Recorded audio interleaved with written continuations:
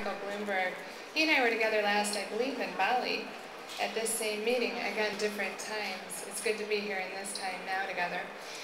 Mayor Bloomberg, under his tenure from the first day you were in office, made a strong commitment to progressive climate action, and since then has followed through, including Plan YC, which is one of the most aggressive local climate action plans, not only in the United States, but across the world. It represents 137 across-sector actions that leverage and deepen the reductions that New York City can actually capture control over and influence.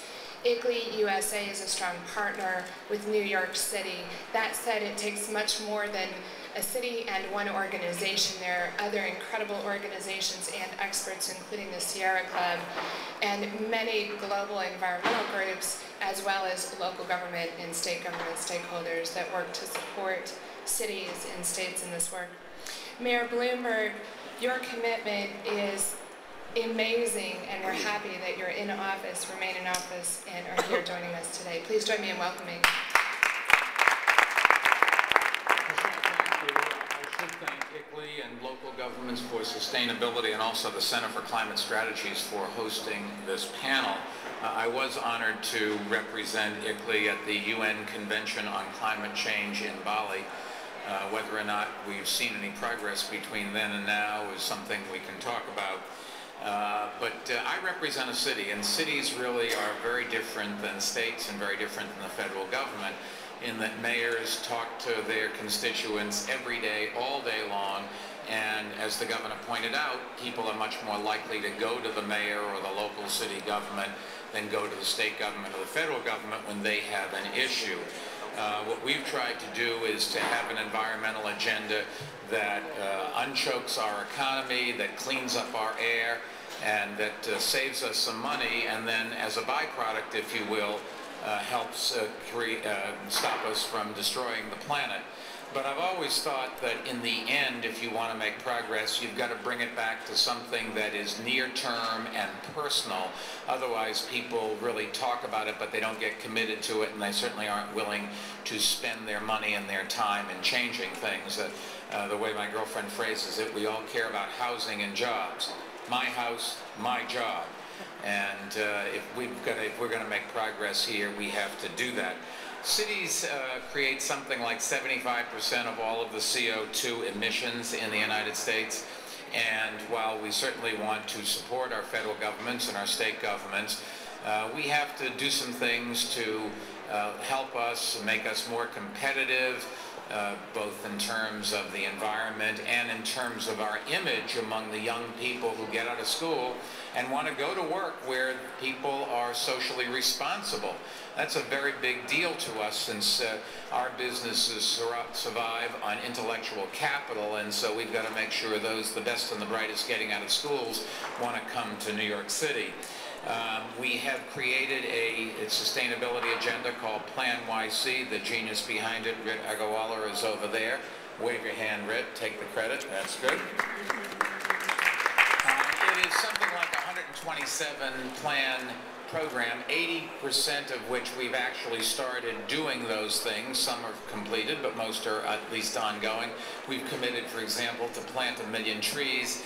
We've got roughly 300,000 in the ground. Is that a fair number? Yes. Something like that. We're trying to, we made a commitment to shrink the city government's carbon footprint by 30% by the year 2017, starting in '06. So not what it was going to be. I think you got to be very careful when people make commitments. They'll say, oh, we reduced it from what it was going to be. No, we are reducing it from what it was in '06. We picked 2017 as a doable goal, but something that is in the short enough term that elected officials today will still at least be alive if they're not still in office, so you can go after them if they don't make their goals. And then we set a reduction of 30% from the '06 levels for the entire city by 2030. Now, every time I do the math, I will be 87 in the year 2030, so if we don't make it, I trust you'll be a little bit charitable to me. But I've always objected to government setting goals so far out that it's ridiculous. The administrations will change so many times, nobody's going to remember, and it's just a press release. We're about accountability and making change because it's our environment, it's our economy, it's the air we breathe, it's what we're leaving to our children. We just passed a new buildings plan to try to reduce our carbon footprint. New York City is different than other cities and certainly states in that 80 or 75%, something like that, of our greenhouse gases come from buildings and only 20 or 25% from transportation. In every other locality, it would be exactly the reverse, but because New York City is so dense, people take mass transit, so many people walk to work or walk to school or walk to entertainment.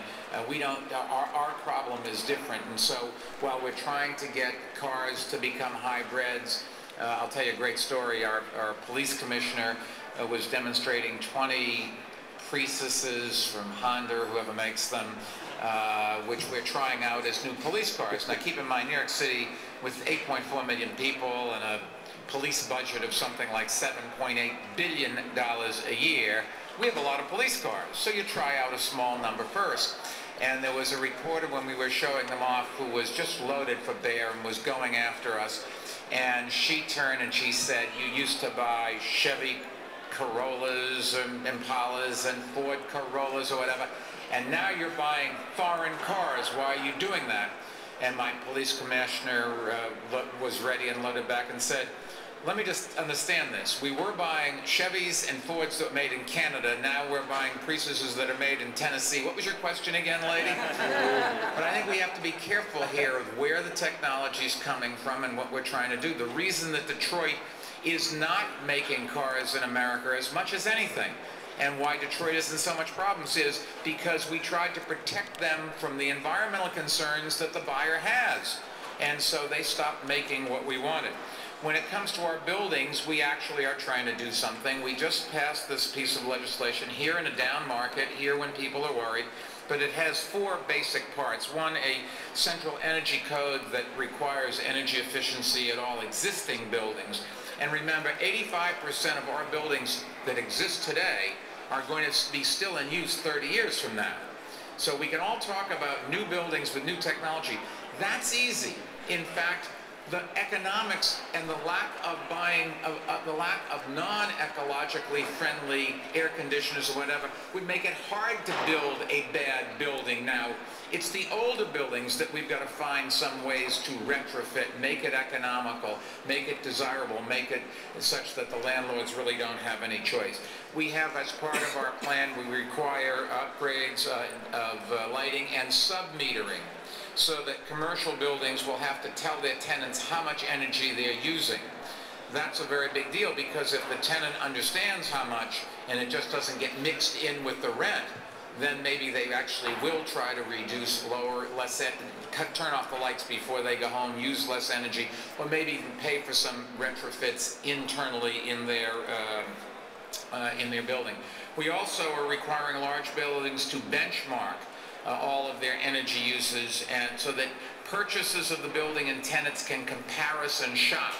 So if you're going into a building, you can know, if you're trying to pick between 2 buildings, which one is the more energy efficient. Some way or other, the energy inefficiency is going to be passed on to you, whether it's directly or through some place that it's hidden in the rent or the cost of the building. You